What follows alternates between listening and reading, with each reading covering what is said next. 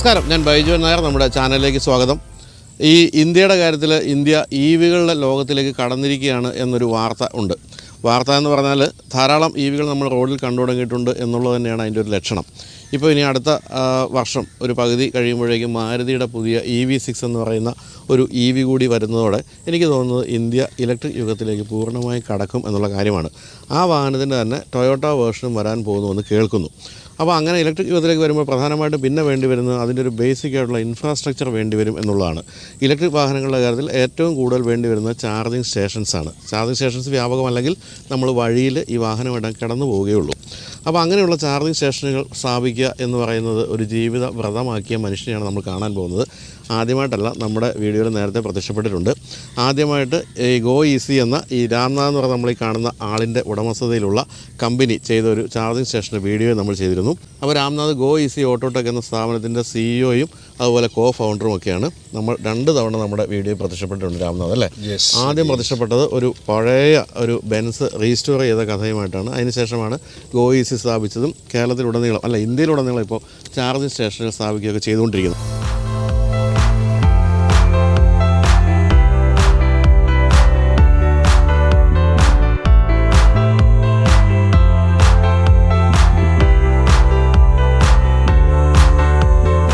അപ്പോൾ എനിക്ക് രാംനാഥിനോട് ചോദിക്കാനുള്ളത് ഈ എന്താണ് EVകളുടെ ഒരു വരവും അതുപോലെ തന്നെ EVകൾ വ്യാപകമാകാനുള്ളൊരു കാലവും ഒക്കെ ഏറ്റവും കൂടുതൽ മനസ്സിലാക്കി വെച്ചിരിക്കുന്ന ആളായതുകൊണ്ട് തന്നെ അത്തരം ചില കാര്യങ്ങളാണ്, അതായത് വളരെ ജനറലായിട്ടുള്ള കുറേ കാര്യങ്ങളാണ് ഞാൻ ചോദിക്കാൻ പോകുന്നത്.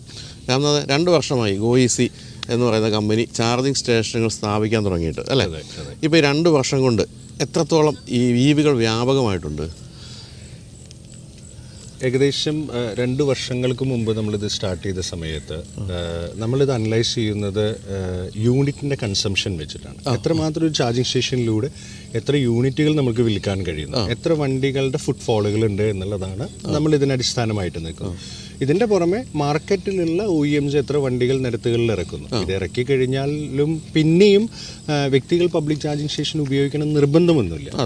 എല്ലാവരും വീടുകളിൽ ഉപയോഗിക്കും. ലോങ് ട്രാവലിനുള്ളൊരു കോൺഫിഡൻസ് വരണമെങ്കിൽ ചാർജിങ് സ്റ്റേഷൻ കാണണം. അപ്പോൾ നമ്മളൊരു പോയിന്റിൽ നിന്ന് സഞ്ചരിക്കുമ്പോൾ ഉണ്ട് എന്ന് ഉറപ്പ് വരുമ്പോഴല്ലേ നമ്മൾ ഇവിടുന്ന് കാലിക്കറ്റിലേക്ക് അന്യ സംസ്ഥാനത്തേക്ക് ട്രാവൽ ചെയ്യണം. നമ്മൾ സ്റ്റാർട്ട് ചെയ്തൊരു ബേസിക് നോളജ് വെച്ച് നോക്കുകയാണെങ്കിൽ ഇന്ന് നമ്മൾ സെല് ചെയ്യുന്ന യൂണിറ്റ്സ് ഏകദേശം 20 times ഹയറാണ്.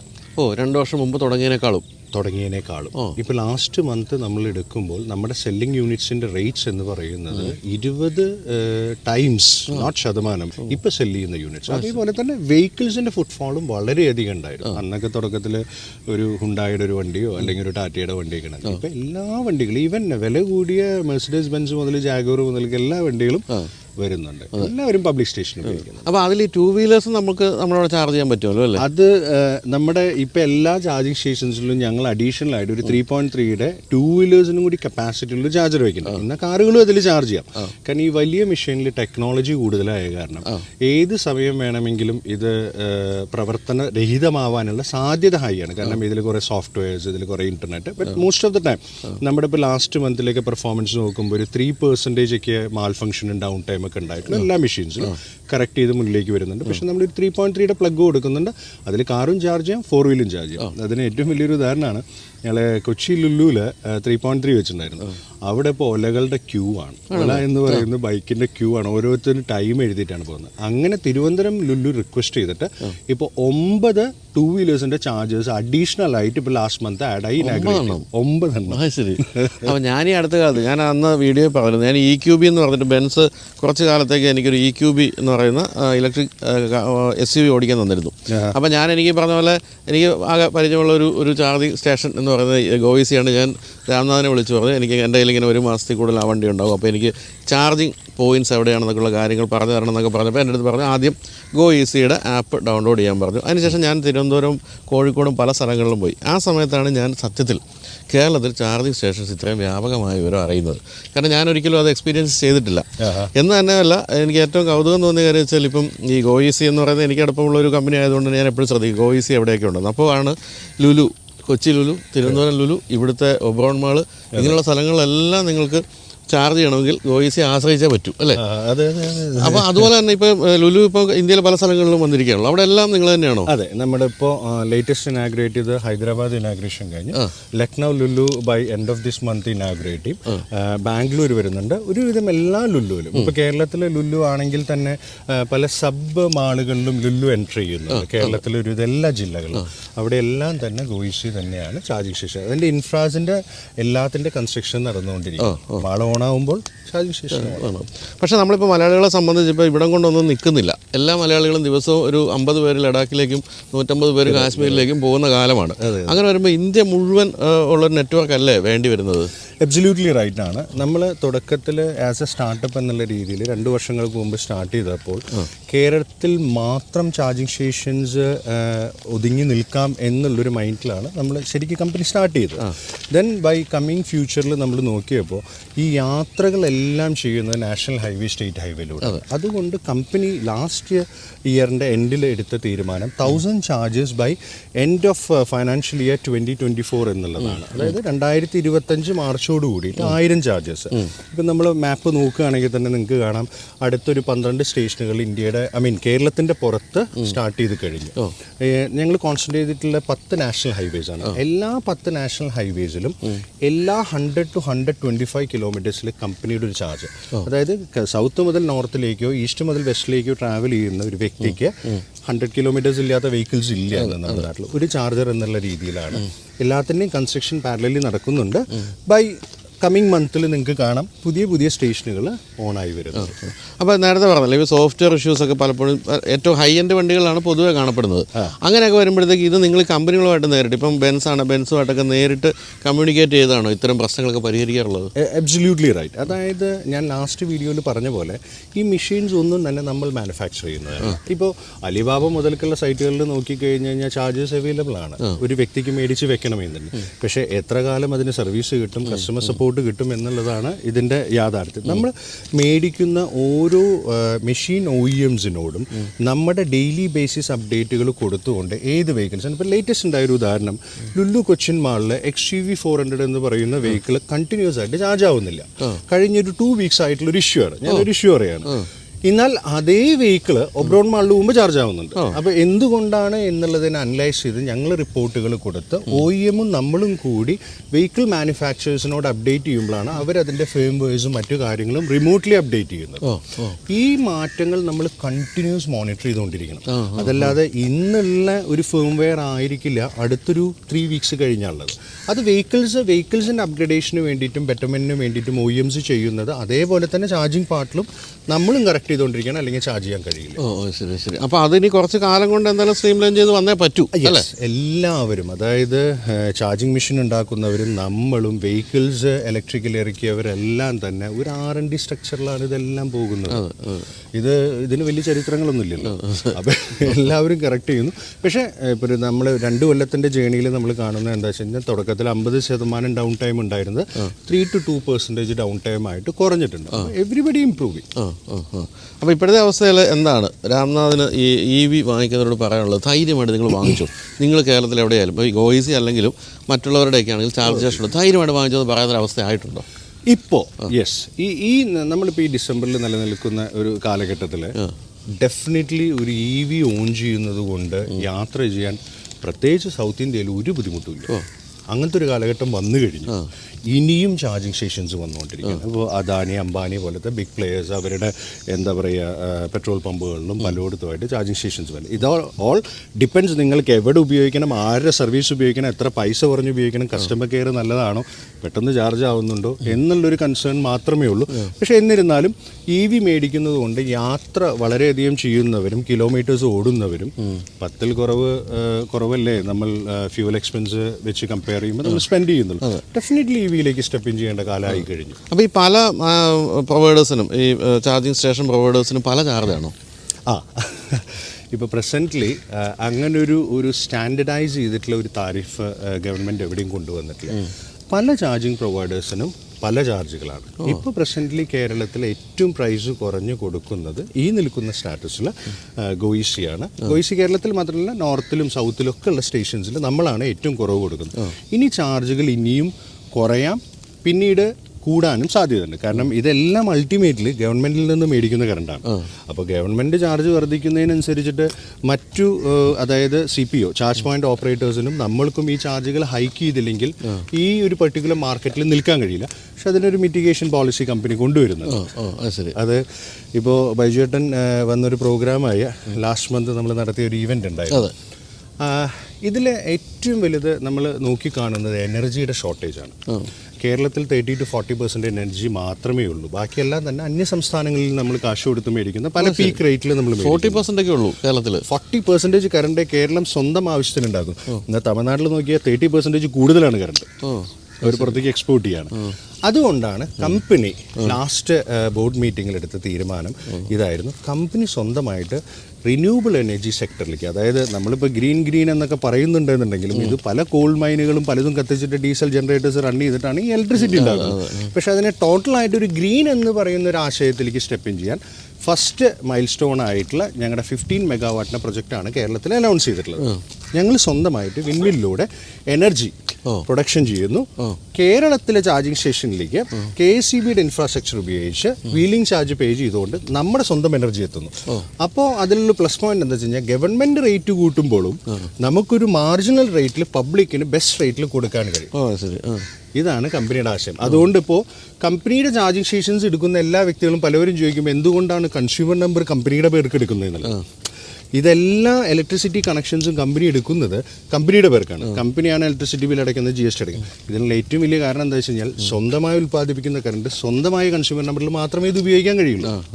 അതുകൊണ്ടാണ് കമ്പനി അത് റെക്കമെൻഡ് ചെയ്യുന്നത്. പലവരും വിചാരിക്കും ഞങ്ങൾക്ക് എന്തോ അതിലൂടെ തട്ടിപ്പുണ്ട് എന്നുള്ളത്.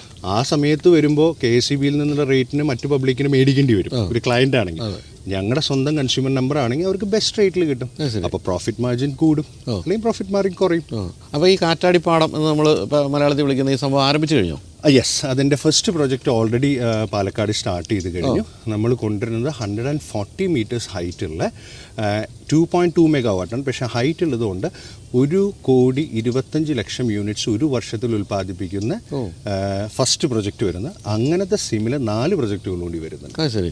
അപ്പോൾ സ്വന്തം വൈദ്യുതി തന്നെ ആയിരിക്കും ഇനി കേരളത്തിൽ ഓടുന്ന വാഹനങ്ങളിൽ നമ്മൾ കാണാൻ പോകുന്നത്. അതാണ് അടുത്ത കൊല്ലത്തോട് കൂടിയിട്ട് നമ്മൾ പ്രവർത്തിക്കുന്നത്. അതിൻ്റെ ഒരു ഹാഫ് സ്റ്റേജ് കൺസ്ട്രക്ഷൻ എല്ലാം കഴിഞ്ഞു. ഗവൺമെൻറ്റിൽ നിന്ന് ഫീസിബിലിറ്റി എല്ലാം നമുക്ക് കിട്ടിക്കഴിഞ്ഞു. ഇനി പവർ പർച്ചേസ് എഗ്രിമെൻറ്റ് മറ്റ് ഒഫീഷ്യൽ ആയിട്ടുള്ള കാര്യങ്ങൾക്ക് സ്റ്റെപ്പ് ഇൻ ചെയ്യണം. ഡെഫിനറ്റ്ലി അത് തന്നെയാണ് കമ്പനിയുടെ പ്ലാൻ.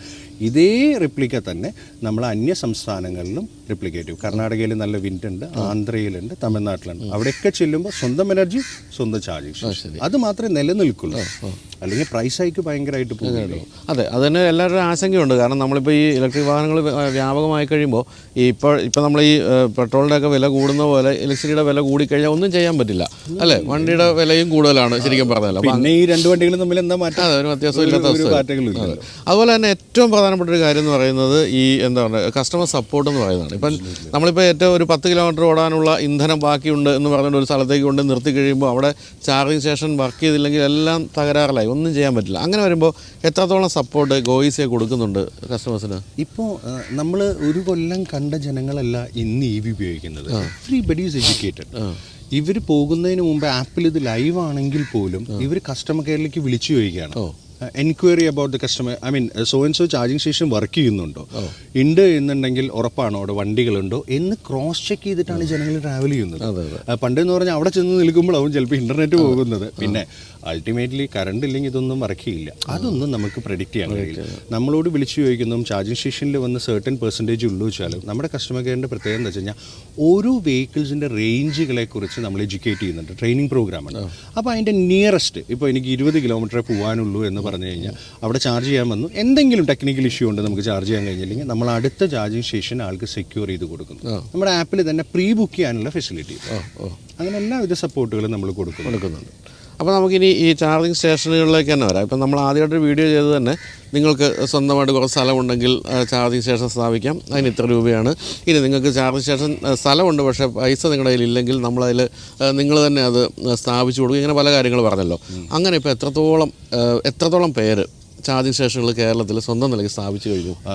ഇതാണ് ഇതിൻ്റെ ഏറ്റവും വലിയ സർപ്രൈസിങ് ഫാക്ടർ. ഞങ്ങൾ ഒരിക്കലും കരുതിയില്ല. കാരണം നമ്മൾ അന്ന് സംസാരിക്കുന്ന കാലഘട്ടത്തിൽ 1 വർഷം പോലും ആവുന്നൊരു സമയത്താണ്, ഏകദേശം വീഡിയോ ചെയ്തിട്ട് 1 വർഷം. അൾട്ടിമേറ്റ്ലി നമ്മുടെ ഒരു ഏറ്റവും സ്മോളസ്റ്റ് ചാർജിങ് സ്റ്റേഷൻ എന്ന് പറയുന്നത് 10 to 15 lakhs വരുന്നൊരു കോസ്റ്റ് വരുന്നുണ്ട്. ഞങ്ങളുടെ ക്രെഡിബിലിറ്റി എന്ന് പറയുന്നതിന് ഉപരി ഞങ്ങളുടെ ഒരു ഹിസ്റ്ററി ഒരാൾ ഇൻവെസ്റ്റ് ചെയ്യുമ്പോൾ എപ്പോഴും ചിന്തിക്കുന്നതാണ്, ഇവനിൽ ഞാൻ പൈസ ഇട്ടത് നിലനിൽക്കുമോ, നാളെ കമ്പനി പൊട്ടിപ്പോകും. തേക്ക് മാഞ്ചയമാണോ? അതെ, അതാണോ എന്നുള്ളൊരു സംശയം എന്തായാലും ഉണ്ട്. കാരണം ഇതിലൊക്കെ എത്ര പ്ലേയേഴ്സ് ഉണ്ടാവും എന്നുള്ള വി ഡോണ്ട് നോ. ഇനി ഒരു 5 വർഷം കഴിയുമ്പോഴോ 10 വർഷം കഴിയുമ്പോഴോ അതിൻ്റെയൊക്കെ ഇൻറ്റഗ്രിറ്റി വർദ്ധിപ്പിക്കാൻ തന്നെയാണ് സ്വന്തം പവറും സ്വന്തം ചാർജിങ് സ്റ്റേഷനും നമ്മൾ കൊണ്ടുവരുന്നത്. അപ്പോൾ നമ്മൾ ചോദിച്ചു വന്ന ചോദ്യത്തിലേക്ക് തിരിച്ചു വരികയാണെങ്കിൽ, ഇന്ന് ഇപ്പോൾ ഏകദേശം കമ്പനിക്ക് 152 ചാർജിങ് പോയിന്റ്സ് ഉണ്ട്. കേരളത്തിൽ മാത്രം? ഇല്ല, കേരളത്തിൽ മാത്രം 127 ചാർജിങ് പോയിന്റ്സ് ഉണ്ട്. ബാക്കിയെല്ലാം പുറത്തുള്ള പോയിന്റ്സ് ആണ്. ഇനിയും ചാർജിങ് സ്റ്റേഷൻസ് വരികയാണ്. ഇതിൽ ഏറ്റവും ആശ്ചര്യജനകമായ കാര്യം എന്ന് പറയുന്നത്, ഇതിൻ്റെ 60% സ്വന്തം ആൾക്കാർ ഓൺ ചെയ്യുന്നതാണ്. അതായത് സ്വന്തം സ്ഥലത്ത് സ്വന്തം ചാർജിങ് സ്റ്റേഷൻ ഇട്ടതാണ്. ബാക്കിയുള്ള 40% കമ്പനി ഇട്ടതുള്ളൂ. ഈ കമ്പനി ഇട്ടതിന് ഇപ്പോൾ നമ്മളിപ്പോൾ ഒരാൾ ചാർജിങ് സ്റ്റേഷൻ ഇടാൻ വരികയാണെങ്കിൽ, ഇപ്പോൾ അന്ന് നമ്മൾ സംസാരിച്ച ആശയത്തിൽ നിന്ന് ചെറിയ മാറ്റങ്ങൾ നമ്മളിപ്പോൾ കൊണ്ടുവന്നിട്ടുള്ള സ്ട്രാറ്റജി എന്താ വെച്ച് കഴിഞ്ഞാൽ, ഒരു വ്യക്തി പറയുകയാണ് എനിക്കിപ്പോൾ ഈ സ്ഥലത്തൊരു ചാർജിങ് സ്റ്റേഷനാണ്, നമുക്കറിയാം ഇതൊരു ഡെഡ് എൻഡ് ആണ്, ഇതിലൂടെ വെഹിക്കിൾസ് ഒന്നും ട്രാവൽ ചെയ്യുന്നില്ല, നമ്മൾ വളരെ സ്ട്രോങ്ലി റെക്കമെൻഡ് ചെയ്യും ചെയ്യരുത്. എന്നാലും പുള്ളിക്ക് അതിനോട് താല്പര്യമുണ്ടെങ്കിൽ കമ്പനി ചെയ്യുന്നതെന്ന് വെച്ച് കഴിഞ്ഞാൽ, കമ്പനി ഓൺ ചെയ്യുന്ന ചാർജിങ് സ്റ്റേഷൻ, കമ്പനി ഇൻവെസ്റ്റ് ചെയ്തിട്ടുള്ള ചാർജിങ് സ്റ്റേഷൻസ് അയാൾക്ക് ഓൺ ചെയ്യാം. ശരി. അപ്പോൾ ഒരു ഉദാഹരണം, ഒരു ഹോട്ടലിൽ ഞാനിട്ടൊരു ചാർജിങ് സ്റ്റേഷനാണ്, ഞാൻ ഇൻ ദ സെൻസ് കമ്പനി ഇട്ടിട്ടുള്ള ചാർജിങ് സ്റ്റേഷനാണ്. ഇദ്ദേഹത്തിന് ആ ബിസിനസ്സിലേക്ക് സ്റ്റെപ്പ് ഇൻ ചെയ്തേ പറ്റൂ. പുള്ളിയുടെ സ്ഥലം എന്ന് പറയുന്ന ഐഡിയൽ ആയിട്ടുള്ള പ്രോപ്പർട്ടി അല്ല, ഒരു മലമുകളിലോ അധികം ട്രാഫിക് ഇല്ലാതാണെങ്കിൽ കമ്പനി പറയും അവിടെ ഇടരുത്. കാരണം ഈ പറയുന്ന റവന്യൂ ഒന്നും കിട്ടില്ല, it is going to be a dead stock. വല്ലപ്പോഴും വണ്ടി വന്നു എന്ന് മാത്രം.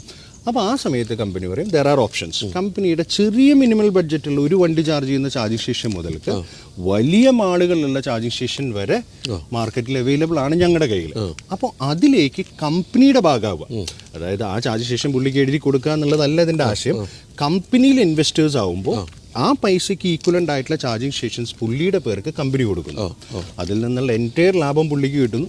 നോക്കി നടത്തേണ്ടതും ചെലവും എല്ലാം GST എല്ലാം കമ്പനിയുടെ ഉത്തരവാദിത്വം, കസ്റ്റമർ കെയറും ബാക്കിയുള്ളത്. അപ്പോൾ ഞാൻ നേരത്തെ പറഞ്ഞ മറ്റൊരു തരത്തിലുള്ള മോഡ് ഓഫ് ബിസിനസ് എന്ന് പറയുന്നത്, എനിക്ക് സ്ഥലമുണ്ട് പക്ഷേ എനിക്ക് ഇൻവെസ്റ്റ് ചെയ്യാൻ പൈസ ഇല്ല. അങ്ങനെ വരുമ്പോൾ ഈ അവിടെ ചാർജിങ് സ്റ്റേഷൻ സ്ഥാപിക്കുന്നത് ഗോയിസി തന്നെ ആയിരിക്കും അല്ലേ? അങ്ങനെ അതിനെപ്പറ്റി കൂടുതൽ പറയാം. കോക്കോ എന്ന് പറയുന്നതാണ് കമ്പനി ഓൺ കമ്പനി ഓപ്പറേറ്റഡ്. ഇപ്പോൾ കമ്പനിയുടെ ലേറ്റസ്റ്റ് പ്രോഗ്രാം വെച്ചിട്ട് കമ്പനി ഓൺ കമ്പനി ഓപ്പറേറ്റഡ് ആയിട്ടുള്ള ചാർജിങ് സ്റ്റേഷൻസ് ഹൈവേസിൽ, നാഷണൽ ഓർ സ്റ്റേറ്റ് ഹൈവേസ്, അല്ലെങ്കിൽ പിൽഗ്രിമേജ് ആയിട്ടുള്ള ശബരിമലയോ ആ വഴിയുള്ള റൂട്ടുകളിലോ അല്ലെങ്കിൽ വേളാങ്കണ്ണി പോകുന്ന വഴികളിലോ ഇങ്ങനത്തെ വഴികളിൽ അവർക്ക് ഹോട്ടൽ അല്ലെങ്കിൽ ഒരു റെസ്റ്റ് റൂം ഫെസിലിറ്റി ഉള്ളിടത്ത് മാത്രമേ കമ്പനി ഇൻവെസ്റ്റ് ചെയ്യുള്ളൂ. കാരണം കമ്പനി അല്ലാത്ത പ്ലെയിൻ ലാൻഡുകളിൽ പലയിടത്തും ഇൻവെസ്റ്റ് ചെയ്ത് നോക്കി. അപ്പോൾ കമ്പനി എന്താ ഇതെന്ന് പഠിച്ചത്, ഈ പ്ലെയിൻ ലാൻഡിൽ വന്ന് ചാർജ് ചെയ്യുന്നത് 40-45 മിനിറ്റ് വെറുതെ നിൽക്കുകയാണ്. അവന് ഒരു ഫെസിലിറ്റി ഇല്ല, ഒരു വാഷ്റൂം ഇല്ല, ഒരു കോഫി ഷോപ്പ് ഇല്ല. അപ്പോൾ കമ്പനി ഇൻവെസ്റ്റ് ചെയ്യും ഡെഫിനറ്റ്ലി. ഇപ്പോൾ ബൈജുവേട്ടനെ സംബന്ധിച്ചിടത്തോളം ഒരു ഹൈവേയുടെ സൈഡിൽ ഒരു ഹോട്ടലുണ്ട്, അതിൻ്റെ സൈഡിൽ ഒരു 10 കാർ പാർക്ക് ചെയ്യുന്ന സ്ഥലമുണ്ട്. It's an ideal spot. Company will invest. അപ്പോൾ അങ്ങനെ കമ്പനി ഇൻവെസ്റ്റ് ചെയ്യുമ്പോൾ കമ്പനി അതിനൊരു വാടക എന്നുള്ള ഇനത്തിൽ സർട്ടൻ എമൗണ്ട് മാസത്തോളം കൊടുക്കുകയും ഈ ചാർജിങ് സ്റ്റേഷനിൽ നിന്ന് കമ്പനി ഉൽപ്പാദിപ്പിക്കുന്ന പ്രോഫിറ്റിന്റെ സർട്ടൻ പെർസെൻറ്റേജ് അവർക്ക് കൊടുത്തോളൂ. എന്നാൽ അദ്ദേഹത്തിന്റെ പേരിലല്ല കണക്ഷൻ, അയാൾക്ക് യാതൊരു ഓവർഹെഡും ഒന്നുമില്ല, നമ്മൾ തന്നെ മെയിൻറ്റെയിൻ ചെയ്ത് അതിന് പേയ്മെന്റ്സ് എല്ലാം കൊടുത്തു മുന്നോട്ടേക്ക്. അപ്പോൾ ഇപ്പോഴത്തെ ഒരു അവസ്ഥയിൽ ഇപ്പോൾ ഈ അപ്പാർട്ട്മെൻറ്റുകൾ, ഇപ്പോൾ ഞാൻ നേരത്തെ രാമനാഥൻ എൻ്റെ അപ്പാർട്ട്മെൻറ്റിനെ പറ്റി തന്നെ പറഞ്ഞു, അവിടെ ധാരാളം EV-കൾ ഇപ്പോൾ വന്നു തുടങ്ങി, പക്ഷേ ഒരു ചാർജിങ് പോയിന്റ് പോലും ഇല്ല. എല്ലാവരും ഏറ്റവും പ്രശ്നം അഭിമുഖീകരിക്കുന്ന നേരെ അവർ ഒബ്രോൺ മാളിൽ പോവുക ചാർജ് ചെയ്യുക എന്നുള്ളതാണ്. അപ്പോൾ ഇപ്പോൾ ഇത് കണ്ടുകൊണ്ടിരിക്കുന്ന ഈ അപ്പാർട്ട്മെൻറ്റ് ഓണേഴ്സ് അല്ലെങ്കിൽ അസോസിയേഷൻസ്, അവർക്കൊക്കെ ഈ ഇത് സ്ഥാപിക്കണമെങ്കിൽ ഈ കൊക്കോ രീതിയിലാണ് നിങ്ങൾ സ്ഥാപിക്കാൻ പറ്റുന്നത്. അതായത് അപ്പാർട്ട്മെൻറ്റ് എന്ന് പറയുന്നത് നമ്മൾ വൈകുന്നേരം വണ്ടി പാർക്ക് ചെയ്തു, രാവിലെ എണീറ്റ് ജോലിക്ക് പോകുന്നു, എത്രയോ വലിയൊരു സ്പാൻ ഓഫ് ടൈം വെഹിക്കിൾ അവിടെ പാർക്ക് ചെയ്യുന്നുണ്ട്. അപ്പോൾ ഒരിക്കലും ഒരു ഫാസ്റ്റ് ചാർജർ അപ്പാർട്ട്മെന്റിൽ സ്ഥാപിക്കേണ്ട ആവശ്യമില്ല. ഇതാണ് യാഥാർത്ഥ്യം. ഇനി ഒരു ബിസിനസ് കൂട്ടാനായിട്ട് എനിക്ക് വേണമെങ്കിൽ ആ ഒരു നുണ പറയാം, അതല്ല. Ultimately we have to look after the customer അല്ലേ. നമ്മൾ പ്രോഫിറ്റ് ഉണ്ടാക്കാന്ന് മാത്രമല്ല, ഇത് നിലനിൽക്കണമല്ലോ. അപ്പാർട്ട്മെന്റിൽ കമ്പനിയുടെ പ്രസന്റ് പോളിസി പ്രകാരം 5 slow chargers company COCO model സ്ഥാപിച്ചു കൊടുക്കുന്നുണ്ട്. അപ്പാർട്ട്മെന്റിന് യാതൊരു ഇൻവെസ്റ്റ്മെന്റും ഇല്ല, അസോസിയേഷന് ഒരു ഇൻവെസ്റ്റ്മെന്റും ഇല്ലാതെ കമ്പനി ഇൻഡിപെൻഡന്റ് കണക്ഷൻ എടുത്ത് കമ്പനിയുടെ ഭാഗത്തുനിന്ന് 5 ചാർജേഴ്സ് സ്ഥാപിച്ചു കൊടുക്കുന്നു. ഇനി നമ്പേഴ്സ് ഓഫ് വെഹിക്കിൾസ് കൂടുകയാണ് എന്നുണ്ടെങ്കിൽ വീണ്ടും സ്ലോ ചാർജേഴ്സ് അപ് ടു 10 വരെ കമ്പനി കൊടുക്കുന്നുണ്ട്. ഇപ്പോൾ ശോഭയായിട്ട് we are in a talk. ശോഭയുടെ എല്ലായിടത്തും നമ്മൾ അപ്പാർട്ട്മെന്റ്സിൽ റെസിഡൻഷ്യൽ ഗേറ്റഡ് കമ്മ്യൂണിറ്റിയിൽ നമ്മൾ ഫ്രീ ആയിട്ട് കൊടുക്കാം എന്നുള്ളൊരു ടോക്ക് നടക്കുന്നുണ്ട്. AC charges. ഫാസ്റ്റ് ചാർജസിലേക്ക് വരുമ്പോൾ എന്ന് പറഞ്ഞാൽ ഇതിൻ്റെ ഇൻവെസ്റ്റ്മെൻറ്റ്സ് ഹൈ. അപ്പാർട്ട്മെൻറ്റ് ബിൽഡ് ചെയ്യുന്ന, അതായത് ആ ഒരു പെർട്ടിക്കുലർ കൺസ്ട്രക്ഷൻ കമ്പനിയെ സംബന്ധിച്ചിടത്തോളം it's A very small cost. പക്ഷേ കമ്പനിയെ സംബന്ധിച്ചിടത്തോളം ഫാസ്റ്റ് ചാർജർ കൊണ്ടുവയ്ക്കുക എന്ന് പറയുന്നത് വളരെ വലിയൊരു എമൗണ്ടും കൂടി ആയതുകൊണ്ട് വണ്ടികളുടെ നന്മയ്ക്കും വേണ്ടി സ്ലോ ചാർജസ് ഫ്രീ ആയി 5 എണ്ണം വെച്ച് കൊടുക്കും. അപ്പോൾ എനിക്ക് തോന്നുന്നത് അത് പലപ്പോഴും കൂടുതൽ വേണ്ടി വരും. കാരണം ഇപ്പോൾ എൻ്റെ അപ്പാർട്ട്മെൻറ്റിൽ തന്നെ 166 ഫ്ലാറ്റുകളുണ്ട്. അതിലെല്ലാം മിക്കവർക്കും 2 വണ്ടി വീതമുണ്ട്. അപ്പോൾ അവരൊക്കെ ഈ EVകളിലേക്ക് വരുമ്പോൾ ഈ ഫാസ്റ്റ് ചാർജേഴ്സും വേണ്ടി വരാനുള്ള സാധ്യതയുണ്ട് ഭാവിയിൽ. കൂടാതെ സ്ലോ ചാർജേഴ്സ് ആണെങ്കിലും കൂടുതൽ വേണ്ടി വരാനുള്ളൊരു സാധ്യതയുണ്ട്. അസോസിയേഷനെ സംബന്ധിച്ചിടത്തോളം ഒരു മണി മേക്കിംഗ് ബിസിനസ് കൂടിയാണ്. അതെ, അതിൻ്റെ ഒരു പെർസെൻറ്റേജ് അവർ സ്ലോ ചാർജേഴ്സ് കമ്പനി വെച്ച് കൊടുത്ത് അവർക്ക് കാണുകയാണ് എന്നുണ്ടെങ്കിൽ അസോസിയേഷനെ സംബന്ധിച്ചിടത്തോളം ഈ ഒരു സ്ലോ ചാർജ് ഫാസ്റ്റ് ചാർജ് ഒരു 1 പോയിന്റ് വെക്കാനൊന്നും വലിയൊരു എമൗണ്ടിൻ്റെ ആവശ്യമില്ല. ആ ബെനിഫിറ്റ് എല്ലാവർക്കല്ലേ കിട്ടും. അതെ, ശരിയാണ്. അപ്പോൾ അത് തീർച്ചയായിട്ടും ഇപ്പോൾ ഈ പറഞ്ഞ EVകൾ വ്യാപകമാകണമെങ്കിൽ ഏറ്റവും കൂടുതൽ ഇപ്പോൾ എറണാകുളം പോലെ നഗരത്തിലൊക്കെ വേണ്ടി വരുന്നത് അപ്പാർട്ട്മെൻറ്റുകളിൽ ഈ ചാർജേഴ്സ് വരിക എന്നുള്ളതാണ്. എങ്കിൽ മാത്രമേ കൂടുതൽ ആൾക്കാർ EVയിലേക്ക് വരികയുള്ളൂ. അപ്പോൾ അതിനുവേണ്ടി ഇൻവെസ്റ്റ് ചെയ്യാൻ പൈസ കണ്ടെത്താൻ പറ്റാത്ത അസോസിയേഷനുകളാണെങ്കിൽ നേരെ OECയെ സമീപിക്കുക. നിങ്ങൾക്ക് തീർച്ചയായിട്ടും അവിടെ അത് സ്ഥാപിക്കാൻ സാധിക്കുന്നുള്ളത് യാതൊരു സംശയവുമില്ല. പിന്നെന്തൊക്കെയാണ് പുതിയ പരിപാടികൾ? അപ്പോൾ ഞാൻ നേരത്തെ ഈ പറഞ്ഞ കാര്യം, ഞാൻ അന്ന് ഒരു പ്രോഗ്രാമിന് ചെന്നിരുന്നു OECയുടെ. അന്ന് ഞാൻ കണ്ടത് വായു എന്നുള്ള പേരിലാണ് ഇപ്പോൾ പുതിയ കാറ്റാടി യന്ത്രങ്ങൾ വരുന്നത്. കൂടാതെ അന്ന് അവിടെ ധാരാളം പേരൊക്കെ ഉണ്ട്. അവരെല്ലാവരും ഈ OECയിൽ ഇൻവെസ്റ്റ് ചെയ്ത് ഓൾറെഡി ചാർജിങ് സ്റ്റേഷനിൽ കൊണ്ടു നടക്കുന്നവരാണ്. അപ്പോൾ എൻ്റെ ഒരു അനുഭവം ഞാൻ പറഞ്ഞുതരാം. ഞാനിപ്പോൾ ഈ പറഞ്ഞ EQB ആയിട്ട് അന്ന് കുറച്ചാൽ സഞ്ചരിച്ചപ്പോൾ ഞാൻ ഒരു വ്യാപാരി വ്യവസായി ഏകോപന സമിതിയിൽ ഒരു മീറ്റിങ്ങിൽ ഗസ്റ്റായിട്ട് ഞാൻ തിരുവനന്തപുരത്തേക്ക് പോയി. പോകുന്ന വഴിക്ക് നമ്മൾ ചെങ്ങന്നൂർ ചാർജ് ചെയ്യാൻ വേണ്ടി നിർത്തി നമ്മുടെ EQB. അപ്പോൾ ഞാനും എൻ്റെ കുടുംബമുണ്ട്. അപ്പോൾ അവിടെ ഞാൻ അന്ന് നമ്മുടെ ഈ പ്രോഗ്രാം പരിചയപ്പെട്ട ഒരു ആൾ തന്നെയാണ് അതിൻ്റെ ഉടമ. അപ്പം ഞാൻ അവിടെ കണ്ട കാര്യം വെച്ചാൽ അവിടെ തീരെ സ്ഥലമില്ല. അദ്ദേഹത്തിൻ്റെ ഒരു ഫർണിച്ചർ ഷോപ്പിൻ്റെ ബാക്കിലായിട്ടാണ് സ്ഥാപിച്ചിരിക്കുന്നത്. അപ്പോൾ ഒരു 3/4 മണിക്കൂറോളം ചാർജ് ചെയ്യാൻ നിർത്തുമ്പോൾ നമുക്കൊന്നും ചെയ്യാനില്ല. അപ്പം ഞങ്ങൾ നേരെ ഒന്നും ചെയ്യാത്തതുകൊണ്ട് തന്നെ നമ്മൾ നേരെ ഇറങ്ങി റോഡ് ക്രോസ് ചെയ്ത് അപ്പുറത്തൊരു ബേക്കറി പോയിരുന്നു. ഞങ്ങൾ ചായ KFC ഉണ്ട്. KFC രാവിലെ കഴിക്കണമെന്ന് വെച്ചു. എന്നിട്ട് നമ്മൾ രാവിലെ ചായയും പപ്സും കഴിച്ചു. പിന്നെ ഞങ്ങൾ പോകുന്ന വഴി കൊല്ലത്തൊരു വീട്ടിൽ കയറണമായിരുന്നു. ആ വീട്ടിലേക്കുള്ള കുറച്ച് സാധനങ്ങൾ വാങ്ങിച്ചു കൊടുക്കണം. അപ്പോൾ ഞാൻ നോക്കിയപ്പോൾ ഞാൻ സ്പെൻഡ് ചെയ്തത് 639 രൂപയാണ്. അപ്പോൾ അത് എന്ന് പറയുന്നത് ഈ 3/4 മണിക്കൂർ ഒരു ഫാമിലി ഇവിടെ സ്പെൻഡ് ചെയ്തപ്പോൾ തീർച്ചയായിട്ടും സ്പെൻഡ് ചെയ്യാവുന്ന ഒരു തുകയാണത്. അന്ന് ഞാൻ പക്ഷേ വേറൊരാളോട് വെച്ച് പരിചയപ്പെട്ടു. ആലപ്പുഴ കലവൂര് നമ്മുടെ ചാർജിങ് സ്റ്റേഷൻ സ്ഥാപിക്കുകയും അദ്ദേഹം അതിനോടൊപ്പം തന്നെ വളരെ ചെറിയൊരു കോഫി ഷോപ്പ് തുടങ്ങിയിട്ട് ഇപ്പോൾ ഒരു വലിയ ഹോട്ടലായിട്ട് മാറിയത് അദ്ദേഹം പറഞ്ഞു. അപ്പോൾ ആ തരത്തിൽ എത്ര പേര് ഈ ഒരു റെസ്റ്റോറൻറ്റോ അല്ലെങ്കിൽ ഇതുമായിട്ട് ബന്ധപ്പെട്ട് ഇതിന് ശേഷം, അതായത് ചാർജിങ് സ്റ്റേഷൻ സ്ഥാപിച്ചതിന് ശേഷം അതുമായിട്ട് ബന്ധപ്പെട്ട് ഒരു വലിയ ബിസിനസ്സിലേക്ക് പോയ ആൾക്കാരുണ്ടോ? ഉണ്ട്, ഇഷ്ടംപോലെ ആൾക്കാരുണ്ട്. പ്ലെയിൻ ലാൻഡിൽ സ്റ്റാർട്ട് ചെയ്തിട്ടും ചെറിയ ചായക്കടയിൽ നിന്ന് വലിയ ഹോട്ടലിലേക്ക് കൺവേർട്ട് ചെയ്ത ആൾക്കാരുണ്ട്. ഇപ്പോൾ ഞങ്ങളുടെ കയ്യിൽ ഏകദേശം ഒരു 10-ൽ കൂടുതൽ ക്ലയൻറ്റുകൾ NRIs ആണ്. അവർക്കൊക്കെ ലാൻഡുകളുണ്ട്. ഇപ്പോൾ MC റോഡിലും ഇങ്ങനത്തെ സ്ഥലങ്ങളിലൊക്കെ ഉണ്ട്. അപ്പോൾ അവരൊക്കെ ചാർജിങ് സ്റ്റേഷൻ സ്റ്റാർട്ട് ചെയ്തിട്ട് ഇവരിപ്പോൾ നമ്മളോട് ആവശ്യപ്പെടുന്നത് ആരെങ്കിലുമായി ടൈപ്പ് ചെയ്ത് മുന്നിലേക്ക് കഫറ്റീരിയാസ് നമ്മൾ ഇൻഫ്രാസ്ട്രക്ചർ ചെയ്തു തരാം എന്ന എൻക്വയറീസ് ഇഷ്ടം പോലെ കിട്ടുന്നു. നമുക്കൊരു ഐഡിയൽ ആയിട്ടുള്ള ആരും ഇല്ലാത്തതുകൊണ്ട് നമ്മൾ സജസ്റ്റ് ചെയ്യുന്നില്ല. ഇഷ്ടം പോലെ ആൾക്കാർ അതിന് ഇനി ഫ്യൂച്ചർ ഉണ്ട്. അതെ, അപ്പോൾ നമ്മളൊരു ചാർജിങ് സ്റ്റേഷൻ സ്ഥാപിക്കുക എന്ന് പറയുമ്പോൾ വെറുതെ ഒരു ചാർജിങ് സ്റ്റേഷൻ ഒരു കുറ്റി അല്ല നമ്മൾ മനസ്സിൽ കാണേണ്ടത്. അതുമായിട്ട് ബന്ധപ്പെട്ട് ധാരാളം സ്ഥലങ്ങൾ, ബന്ധപ്പെട്ട സ്ഥലങ്ങൾ വെച്ചാൽ ഞാൻ പറയുമ്പോൾ ഒരു കുടുംബം, ഭാര്യയും ഭർത്താവും 2 കുട്ടികളുമാണെങ്കിൽ കുട്ടികൾക്ക് കളിക്കാനുള്ള സ്ഥലങ്ങൾ, അതുപോലെ തന്നെ ഇവർക്ക് സ്പെൻഡ് ചെയ്യാൻ പറ്റുന്ന ഒരു കോഫി ഷോപ്പ്, എന്തിന് നല്ലൊരു ഹോട്ടൽ തന്നെ ആകാം. ഒരു പടി കൂടെ കടന്നാൽ കുറച്ചുകൂടെ മുന്നോട്ട് പോയി കഴിയുമ്പോഴത്തേക്കും വേണമെങ്കിൽ ഒരു മൾട്ടിപ്ലക്സ് തിയേറ്റർ പോലും ഇതുമായിട്ട് ബന്ധപ്പെട്ട് ആരംഭിക്കാൻ പറ്റും. കാരണം 4 വണ്ടി വെയിറ്റ് ചെയ്യുന്നുണ്ടെങ്കിൽ 2 മണിക്കൂർ എടുക്കും ഇതൊന്ന് ചാർജ് ചെയ്യാൻ. അതൊക്കെ വേണ്ടി വരും എന്തായാലും മുന്നിലേക്ക് പോകുമ്പോൾ. അപ്പോൾ അങ്ങനെ വലിയൊരു സാധ്യതയാണ് അതിൻ്റെ മുന്നിൽ തുറന്ന് കിട്ടുന്നത്. അപ്പോൾ അത് ഇവരൊക്കെ വളരെ നേരത്തെ തന്നെ ഈ ഒരു മേഖലയിൽ എത്താൻ കാരണവും ഇതിൻ്റെ ഭാവി കണ്ടിട്ട് തന്നെയാണ്. അപ്പോൾ എന്താണ് ഇന്ത്യ എന്ന് ഇലക്ട്രിക് ആവും? കഴിഞ്ഞ പ്രാവശ്യം ചോദിച്ചു അതേ ചോദ്യം. ഇപ്പോൾ ലാസ്റ്റ് ടാറ്റയുടെ പ്രോഗ്രാം ബോംബെയിൽ വെച്ച് നടന്നിട്ടുണ്ട്. അപ്പോൾ എല്ലാവരും പറഞ്ഞിട്ടുണ്ടായിരുന്നത് ഒരു മാർക്കറ്റ് സ്റ്റഡിയിൽ 2030 കൂടിയിട്ട് 30% വെഹിക്കിൾസ് കൺവേർട്ട് ആവും എന്നുള്ള പ്രൊജക്ട് റിപ്പോർട്ടിലാണ് ഞങ്ങൾ 3 കൊല്ലം മുമ്പ് ഇത് സ്റ്റാർട്ട് ചെയ്തത്. അപ്പോൾ 1.5 കൊല്ലം നമ്മൾ പിന്നിലേക്ക് മാറ്റി നിർത്തി മുന്നിലേക്ക് സഞ്ചരിക്കുമ്പോൾ ആ മീറ്റിങ്ങിൽ ടാറ്റ തന്നെ അനൗൺസ് ചെയ്തത് അടുത്ത 5 വർഷങ്ങൾക്കുള്ളിൽ 30% 4 വീലേഴ്സ് കൺവേർട്ട് ആവുമെന്നാണ് ടാറ്റ പറയുന്നത്. കാരണം ഈ ടാറ്റയ്ക്ക് ഇത് അറിയാനുള്ള കാരണം വെഹിക്കിൾ വിൽക്കുന്നതുകൊണ്ട് മാത്രമല്ല, ജനങ്ങൾ കൂടുതൽ ദൂരം യാത്ര ചെയ്യുന്നുണ്ടോ എന്ന് അറിയാനായിട്ട് ഇതെല്ലാം സ്മാർട്ടാണ്. എല്ലാത്തിലും സിം കാർഡ്സ് ഉണ്ട്. ഇവർക്ക് നമ്മൾ പോകുന്ന എല്ലാ റൂട്ടുകളും ടാറ്റ റെക്കമെൻഡ് ചെയ്യുന്നുണ്ട്, MG റെക്കമെൻഡ് ചെയ്യുന്നുണ്ട്, മഹീന്ദ്ര റെക്കമെൻഡ് ചെയ്യുന്നുണ്ട്, നമ്മളോട് റെക്കമെൻഡ് റെക്കമെൻഡ് ചെയ്യുന്നുണ്ട്, ഇന്ന റൂട്ടുകളിൽ നിങ്ങൾ ചാർജസ് വെക്കൂ, ഇവിടെയാണ് കുറവ്. അവർക്കറിയാം ട്രാഫിക് എവിടെയാണ്. അപ്പോൾ ഇതെല്ലാം കോക്കോ കമ്പനി ഇൻവെസ്റ്റ് ചെയ്യുമ്പോൾ കമ്പനി നോക്കി കാണുന്ന ഘടകങ്ങൾ ഇതെല്ലാമാണ്. ഡെഫിനറ്റ്ലി 30% എന്നായില്ലെങ്കിലും 20% ഗ്രോത്തിലേക്ക് എന്തായാലും അടുത്ത 5 വർഷത്തിനുള്ളിൽ കൺട്രി എത്തും എന്നുള്ളത് നോ ഡൗട്ട്. 2028 കൂടി നമ്മൾ ഏകദേശം നല്ലൊരു മാറ്റം. സർപ്രൈസിങ് ഫാക്ടർ എന്താണെന്ന് വെച്ച് കഴിഞ്ഞാൽ കേരളത്തിൽ ഏറ്റവും കൂടുതൽ EVs വിറ്റഴിക്കുന്നത് എറണാകുളത്താണ്. എറണാകുളത്താണ് ഏറ്റവും കൂടുതൽ EVs ഉള്ളത്. പക്ഷേ കേരളത്തിൽ എല്ലാവരും പെട്ടെന്ന് അഡോപ്റ്റ് ചെയ്തു. സാധാരണ മലയാളികൾ അങ്ങനെ പെട്ടെന്ന് അഡോപ്റ്റ് ചെയ്യുന്നതല്ല. പക്ഷേ വളരെയധികം പോപ്പുലേഷനിൽ EVയുടെ വളരെ 4 വീലേഴ്സ് അല്ല, 2 വീലേഴ്സ് അല്ല, 4 വീലേഴ്സിൽ വളരെയധികം ഡ്രാസ്റ്റിക് ആയിട്ടുള്ള ചേഞ്ച് കേരളത്തിൽ വന്നിട്ടുണ്ട്. സോ പീപ്പിൾ ബിലീവ് അല്ലേ ചാർജിങ് സ്റ്റേഷനിലേക്ക് ഫുഡ് ഫോളോ. അപ്പോൾ അതുപോലെ തന്നെ നമ്മൾ ഈ എപ്പോഴും പറയുന്നൊരു കാര്യം, ഒരു ആശങ്കയില്ല നിലനിൽക്കുന്നത് ഈ ബാറ്ററിയുടെ ലൈഫും അതുപോലെ ഇതിന് വേണ്ടി വരുന്ന എന്താ പറയുക, കുറച്ച് കാലം ഓടിച്ച് കഴിയുമ്പോൾ വേണ്ടി വരുന്ന ബാറ്ററി റീപ്ലേസ്മെൻറ്റ് തുടങ്ങിയ കാര്യങ്ങൾ. അപ്പോൾ ഇത്തരം കാര്യങ്ങൾ ഇപ്പോഴും ജനങ്ങൾക്ക് ആശങ്കയുണ്ടോ? ഇതോടെ ബന്ധപ്പെട്ട് നിൽക്കുന്ന ആളെന്നുള്ളത് ഞാൻ ചോദിക്കാം. ഉണ്ട്. ഇപ്പോൾ ഞാനൊരു EV ഉപയോഗിക്കുന്ന ഒരാളാണ്. ഞാൻ ഏകദേശം ഒരു 80,000 കിലോമീറ്റേഴ്സ് 1.25 വർഷം കൊണ്ട് MG ഓടിച്ചെത്തിയ ആളാണ്.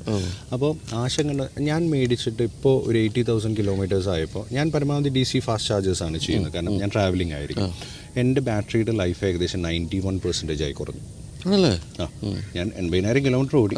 ഇവർ തരുന്ന വാറണ്ടി എന്ന് പറഞ്ഞാൽ 1,60,60,000 കിലോമീറ്റർ. ഞാൻ 80 ഓടിയില്ലോ. ഇതിൽ 91% ആണ് കുറഞ്ഞത്. ഈയിടെ കഴിഞ്ഞ ആഴ്ചകളിൽ എനിക്കൊരു പ്രൈവറ്റ് പാർട്ടി എന്നെ കോൺടാക്ട് ചെയ്തിട്ടുണ്ടായിരുന്നു. ആ പ്രൈവറ്റ് പാർട്ടി കോൺടാക്ട് ചെയ്ത ബേസിസ് എന്താണെന്ന് വെച്ച് കഴിഞ്ഞാൽ, നിങ്ങളുടെ ഇപ്പോഴുള്ള ബാറ്ററിയുടെ കപ്പാസിറ്റി ഞങ്ങൾക്ക് കൂട്ടാൻ കഴിയും. അപ്പോൾ ഇതിൽ വളരെയധികം wide of business range of ഓപ്പർച്യൂണിറ്റിയാണ്. അപ്പോൾ ഞാൻ ചോദിച്ചു എങ്ങനെ കൂട്ടാൻ കഴിയും? നിങ്ങളിപ്പോൾ കമ്പനി ഉണ്ടാക്കിയ ബാറ്ററീസിനെ നിങ്ങൾ തൊട്ട് കഴിഞ്ഞാൽ ഞങ്ങളുടെ വാറണ്ടി എഫക്റ്റീവ്. പുള്ളി പറഞ്ഞു ഇതൊന്നല്ല, ഇതിലേക്ക് സീരീസ് കണക്ഷൻ കൊടുത്ത് വേറെ സെറ്റ് ഓഫ് ബാറ്ററീസ് ഡിക്കിയിൽ വെച്ചുകൊണ്ട് നമ്മൾക്ക് നിങ്ങളുടെ റേഞ്ചുകൾ വർദ്ധിപ്പിക്കാൻ കഴിയും.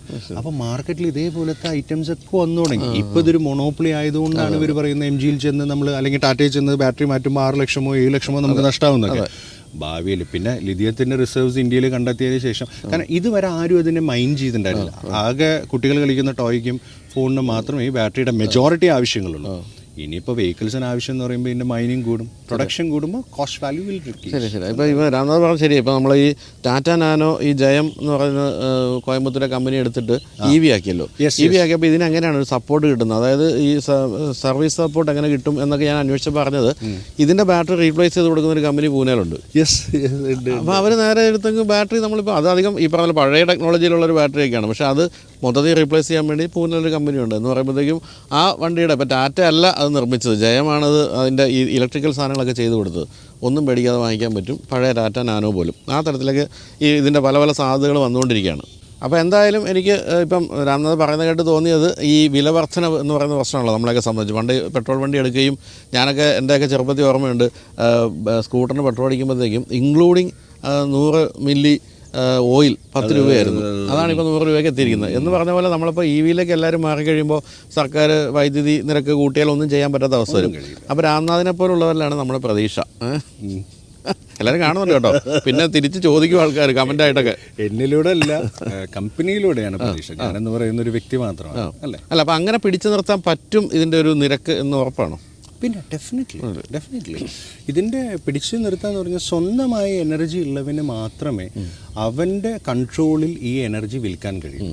ഇപ്പോൾ പല കമ്പനികളും, ഞാൻ കമ്പനികളുടെ പേരൊന്നും എടുത്ത് പറയുന്നില്ല, കേരളത്തിൽ തന്നെ സ്വന്തമായി റിന്യൂവബിൾ എനർജി പ്രൊഡക്ഷൻ ചെയ്ത് സ്വന്തം ആവശ്യങ്ങൾക്ക് ഉപയോഗിക്കുന്ന കഴിഞ്ഞ 10-15 വർഷങ്ങളായിട്ടുള്ള കമ്പനികളുണ്ട്. അത് തമിഴ്നാട്ടിൽ ചെന്നാലേ കാണാൻ പറ്റും, അവരുടെ പേരെഴുതിയ കാറ്റാടി യന്ത്രങ്ങൾ എന്നേ ഉള്ളൂ. അപ്പോൾ സ്വന്തമായി എനർജി പ്രൊഡക്ഷൻ ഉള്ളവന് മാത്രമേ ഇതിനെ ഉപഭോക്താവിന്, നമ്മൾ നോക്കിക്കാണേണ്ടത് എൻഡ് യൂസറെയാണ്. എൻഡ് യൂസർക്ക് ഏറ്റവും നല്ല നിരക്കിൽ കറണ്ട് കണ്ടിന്യൂസ് ആയിട്ട് സപ്ലൈ ചെയ്യാൻ കഴിയും. അതല്ലെങ്കിൽ ഈ പറഞ്ഞ മാതിരി പെട്രോളിനും ഡീസലിനും വില കൂടിയ പോലെ ഇത് കൂടി പോകുമ്പോൾ വേറെ മാർഗങ്ങളൊന്നുമില്ല. ആരാണ് നഷ്ടത്തിൽ കമ്പനി നടത്തുക?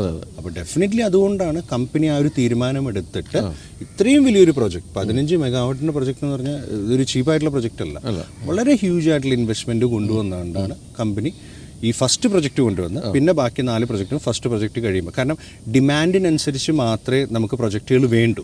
ഇപ്പോൾ എത്രമാത്രം വണ്ടികളുണ്ട്, കുറേ മെഗാവാട്ടുകൾ ഉണ്ടാക്കി നമുക്ക് KSEBക്ക് കൊടുക്കാം, ആ ഒരു പ്ലാനും ഉണ്ട്. പിന്നീട് വരുന്നതിനനുസരിച്ച്, ഡിമാൻഡ് കൂടുന്നതിനനുസരിച്ച് KSEBക്ക് കൊടുക്കാതെ നമ്മുടെ സ്വന്തം ചാർജിങ് സ്റ്റേഷനിലൂടെ ഉപയോഗിക്കാം. ഇതാണ് ടിപ്പിക്കൽ ആശയം. അപ്പോൾ നേരത്തെ പറഞ്ഞല്ലോ നമ്മളിപ്പോൾ ചാർജിങ് സ്റ്റേഷൻ സ്ഥാപിക്കാൻ വേണ്ടിയുള്ള ഇൻവെസ്റ്റ്മെൻറ്റുകൾ കമ്പനി സ്വീകരിക്കുന്നുണ്ട് എന്ന് പറഞ്ഞ പോലെ ഈ ഒരു പ്രോജക്റ്റിനും നമുക്ക് ജനങ്ങൾക്ക് ഇൻവെസ്റ്റ് ചെയ്യാമോ? ഓഫ് കോഴ്സ്, ഞങ്ങളൊക്കെ കാണുന്നതേ ഉള്ളൂ, അത്ര വലിയ പണക്കാരൊന്നുമല്ല. അപ്പോൾ സ്വാഭാവികമായിട്ടും പ്രൊജക്റ്റുകളിലേക്ക് ഇൻവെസ്റ്റ്മെൻറ്റ് സ്വീകരിക്കുന്നുണ്ട്. വിൻമിൽ പ്രൊജക്റ്റുകളിലേക്ക് നമ്മൾ സ്വീകരിക്കുന്നുണ്ട്, ചാർജിങ് സ്റ്റേഷനുണ്ട്, ഇതെല്ലാം. ഇതിൻ്റെ ഏറ്റവും വലിയ പ്രത്യേകത എന്ന് പറഞ്ഞാൽ ഇതെല്ലാം ഫോളോ ചെയ്യുന്നത് ഗോയിസി എന്ന് പറയുന്ന കമ്പനിയുടെ സിസ്റ്റർ കമ്പനീസാണ്. ദ പാരന്റ് കമ്പനീസ് ഗോയിസിയാണ്. അപ്പോൾ അങ്ങനെ വരുമ്പോൾ ഈ പറഞ്ഞ പോലെ നിങ്ങൾക്ക് ഇൻവെസ്റ്റ് ചെയ്യാം. അതായത് നമ്മുടെ നല്ലൊരു ഭാവിക്ക് വേണ്ടിയുള്ള കാര്യങ്ങളിലേക്കാണ് ഈ ഗോയിസി പൊയ്ക്കൊണ്ടിരിക്കുന്നത്. അപ്പോൾ ഈ വിൻമില്ലിലേക്കായാലും അതുപോലെ തന്നെ നിങ്ങളുടെ വീട്ടിൽ സ്ഥലമുണ്ടെങ്കിൽ, നിങ്ങൾക്ക് ഏതെങ്കിലും സ്ഥലം നല്ല ഒരു ലൊക്കേഷൻ ഉണ്ടെങ്കിൽ അവിടെ ചാർജിങ് സ്റ്റേഷൻ സ്ഥാപിക്കാനൊക്കെ ഇൻവെസ്റ്റ് ചെയ്യാം. ഇനി ഇൻവെസ്റ്റ് ചെയ്യാനല്ല നിങ്ങൾക്ക് താല്പര്യം, ഇവർക്ക് ഇത്ര നല്ലൊരു സ്ഥലം നിങ്ങൾ ചാർജിങ് സ്റ്റേഷൻ സ്ഥാപിച്ചോളൂ എന്ന് പറഞ്ഞ് കൊടുക്കാനാണെങ്കിൽ അതിനുള്ള സൗകര്യമുണ്ട്. അപ്പോൾ ഏതൊക്കെ തരത്തിൽ നിങ്ങൾക്ക് ഇൻവെസ്റ്റ് ചെയ്യാം, അല്ലെങ്കിൽ ഏതൊക്കെ തരത്തിൽ ഇവരുമായിട്ട് അസോസിയേറ്റ് ചെയ്യാമെന്നുള്ള കാര്യങ്ങളൊക്കെ അന്വേഷിക്കാൻ വേണ്ടി ഞാൻ നമ്പർ കൊടുക്കാം. വിളിച്ചു നോക്കാം. വിളിച്ചിട്ട് കാര്യങ്ങളെല്ലാം മനസ്സിലാക്കിയ ശേഷം മതി ഇൻവെസ്റ്റൊക്കെ ചെയ്യുന്നത്. തന്നെയുമല്ല, വളരെ എളുപ്പത്തിൽ നിങ്ങൾക്ക് ഇതിനെപ്പറ്റിയുള്ള കാര്യങ്ങൾ മനസ്സിലാക്കാൻ വേണ്ടി ഏതെങ്കിലും ഒരു റോഡ് സൈഡിലെ ഗോയിസി ചാർജിങ് സ്റ്റേഷൻ ഇത് ആര് നടത്തുന്നതെന്ന് ചോദിച്ചാൽ അപ്പുറത്ത് ശശിയുടെ നടത്തുന്നതാണെന്ന് പറയുമ്പോൾ ശശിയോട് ചോദിച്ചാൽ മതി, കാര്യം പറഞ്ഞു തരും. കാരണം ഞാനത് വ്യക്തമായി മനസ്സിലാക്കിയത് ഇവരുടെ ഒരു പ്രോഗ്രാമിൽ പങ്കെടുത്തപ്പോഴാണ്. അതിൽ വലിയ തോതിൽ ഇൻവെസ്റ്റ് ചെയ്തവരൊക്കെ ധാരാളം പേരുണ്ടായിരുന്നു. എല്ലാവരും വളരെ ഹാപ്പിയാണ്. എന്ന് തന്നെയല്ല, അന്ന് ഞാൻ കണ്ട കാര്യം, ഒരു ചാർജ് ശേഷമുള്ള ഒരാൾ ഞാൻ രണ്ടാമത്തതും കൂടി ചെയ്യുകയാണ് കേട്ടോ എന്ന് പറഞ്ഞു. അപ്പോൾ ആ രീതിയിൽ അതിൽ നിന്നും ഒരു പൈസ തിരിച്ച് കിട്ടുന്നുണ്ടെന്നാണ് മനസ്സിലാക്കേണ്ടത്. മറ്റൊരു കാര്യം, റിട്ടയറൊക്കെ ചെയ്ത് വീട്ടിലിരിക്കുന്നവർക്ക് സുഖമായിട്ട് നടത്തിക്കൊണ്ട് പോകാവുന്ന ഒരു കാര്യമാണ് ഈ ചാർജിങ് സ്റ്റേഷനുകൾ. അല്ല, ലേബേഴ്സിൻ്റെ ആവശ്യമൊന്നുമില്ലല്ലോ, കമ്പനിയിലെ മാൻലെസ് മെഷീൻസ്. അതെ. അപ്പോൾ അത്തരം കാര്യങ്ങളെല്ലാം ചോദിച്ച് മനസ്സിലാക്കാൻ വേണ്ടി നമ്പറും മറ്റും കൊടുക്കാം, ചോദിച്ച് നോക്കാം. അപ്പോൾ എന്തായാലും രാമനാഥ്, വളരെ സന്തോഷമുണ്ട്. ഈ പറഞ്ഞ പോലെ നിങ്ങൾ ഈ പ്രകൃതിക്ക് വേണ്ടിയുള്ള ഒരു ജീവിതം എന്ന് വേണമെങ്കിൽ പറയാം. കാര്യം നിങ്ങളിൽ നിന്ന് പൈസ ഉണ്ടാക്കാൻ വേണ്ടി തന്നെ ആണെങ്കിൽ പോലും അത് ഭാവിയിലേക്കൊരു വലിയൊരു ഇൻവെസ്റ്റ്മെൻറ്റാണ്. ഭാവിയെ കരുതി നമ്മൾ നോക്കുമ്പോൾ ഒരു വലിയ ഇൻവെസ്റ്റ്മെൻറ്റ് തന്നെയാണ്.